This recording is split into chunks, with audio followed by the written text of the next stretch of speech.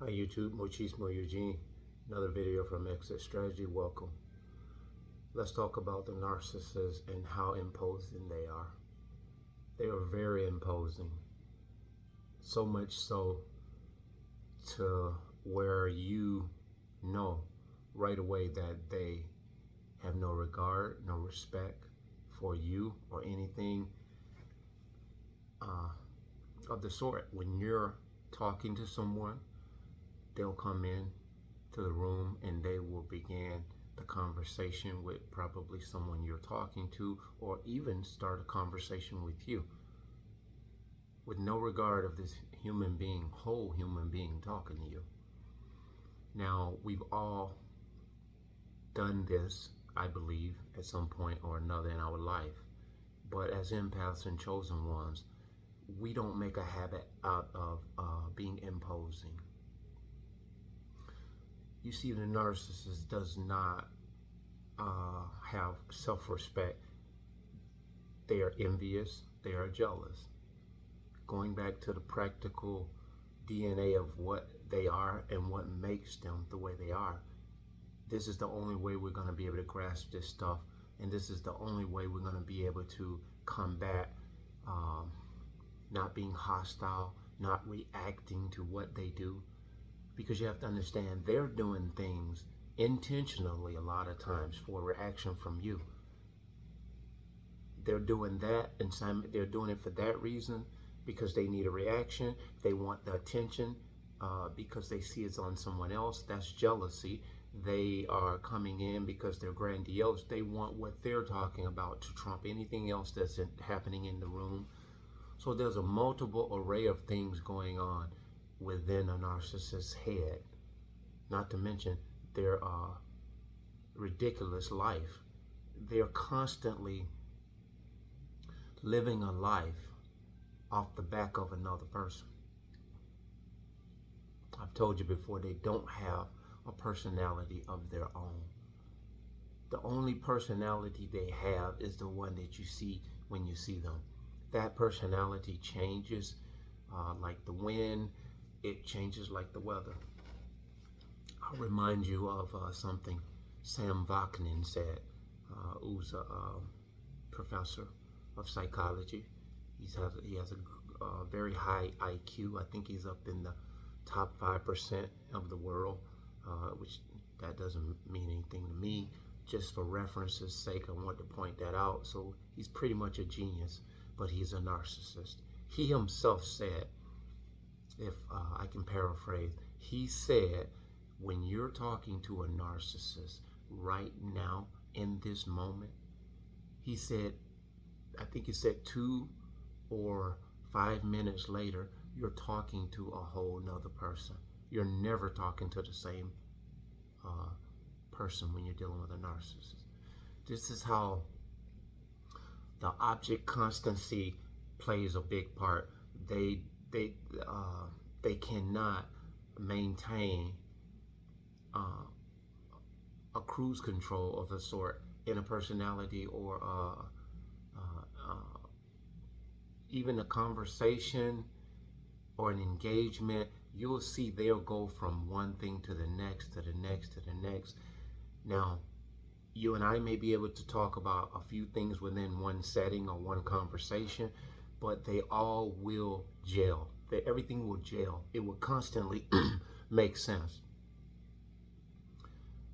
And even before we were awakened, we knew it was foolishness. It was lunacy. But we couldn't put our finger on it. We didn't know that these people, we just thought they were just real wound up, had a lot going on in their life. Yeah, you're damn right. They can't be still. They can't sit with themselves. And so the object constancy plays a part there. And the emotional regulation, they lack emotional stability, regulation. That means their emotions are not stable and they can't regulate their own emotions. You are what they use as a sedative. You are the sedative. You are what calms them down. You are what hypes them up. You are what makes them breathe. You are what keeps them alive, essentially, the empath. You keep them alive. You're their life support. Without you, they die. So they're very imposing. They're very, and if they say they're sorry, it is just, it's really lame. Because if you understand, looking back, when they said they were sorry, that was the bone they threw at you. And more than not, we were like, oh, don't worry about it. It's okay. It's okay. Don't worry about it. Not a big deal. But back in your subconscious, you almost caught a reaction of, damn, that was disrespectful. That was ignorant. But because they said sorry, they said what you wanted to hear. So we gave them a pass. And when you do this, that they gloat. They basically say, you fell for that. How do you know the difference in when U says, I'm sorry, whether they are a narcissist or not? You have to understand that it's a behavior, it's a demeanor, it's a body language, it is the lack of emotion, there's a lack of any type of real raw personality there. Just put it this way, the more you educate yourself about these people in a real practical way, you will begin to see these people without looking for them.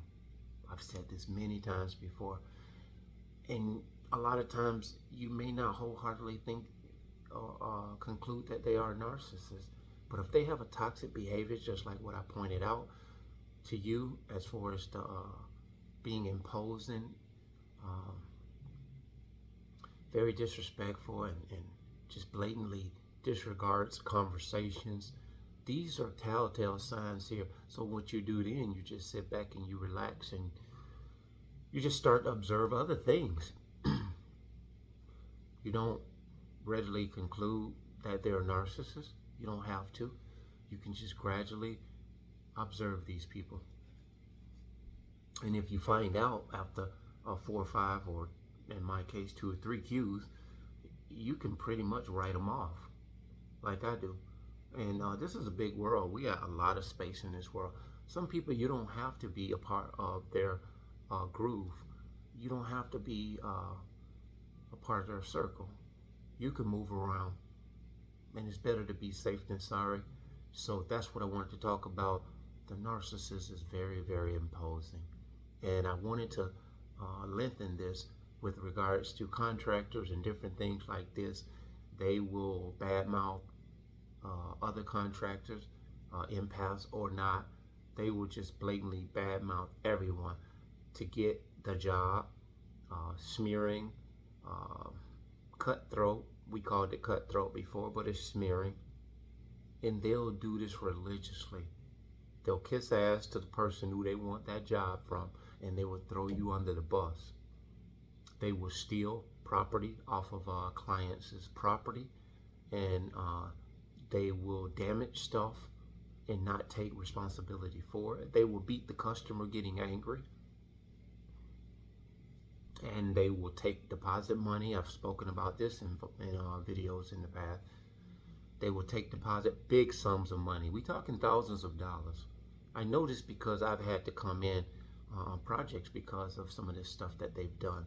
We don't always do what we say we are going to do as human beings. But to deliberately, blatantly, premeditatively take someone's money, deposit money, and don't render services is nothing short of a demonic individual. And normal people don't move like this. So keep these things in mind. If you're hiring contractors, and it doesn't matter if they sign in contract, you have to, most often I will probably take 1/3 of the money of a job, of a deposit, and most often I just won't take anything. It's just like in good faith. And I've been pretty successful doing it that way, but there's times when I take 1/3 as a retainer, and I've been successful in that too. So if you're giving money away as deposits, for deposits and work to be rendered, just give this some thought. Don't ever just give your money up without any services being rendered. thinking that this person's going to do what they said they're going to do. And if you really observe the contractors coming in to do work for you, read their body language. If they talking a good talk, you look them straight in the eye before you relinquish that money, and you let them know, I want this work done. Or you say whatever you need to say, and vet them, get background checks of ask people who you believe are reliable that have had work done for them. And this is how you can kind of gauge that. Don't just stick your neck out there and open your checkbook, or give people money not knowing where their standing is. So that being said, guys, have a wonderful night. Bless.